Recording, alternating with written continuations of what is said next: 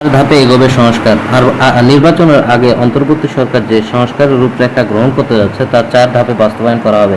এর মধ্যে কিছু সংস্কার তাৎক্ষণিকভাবে, কিছু সংস্কার স্বল্প মেয়াদে, কিছু মধ্যমেয়াদে এবং কিছু সংস্কার কার্যক্রম বাস্তবায়ন হবে দীর্ঘমেয়াদে। যেসব সংস্কার কার্যক্রম দীর্ঘমেয়াদে বাস্তবায়নযোগ্য হিসাবে বিবেচিত হবে সেগুলো অন্তর্বর্তী সরকার বাস্তবায়ন করবে না, রেখে দেওয়া হবে আগামী নির্বাচনে বিজয়ী সরকার। তাই ভর করে মন্ত্রী এমপি।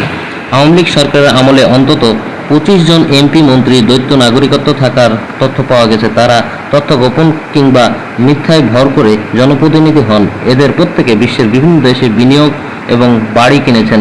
ওই 25 জনের মধ্যে 15 জন আওয়ামী লীগ আমলে কোনো না কোনো সময় মন্ত্রী ও প্রতিমন্ত্রী হিসেবে ছিলেন। দ্বিপক্ষীয় সম্পর্কে জোর।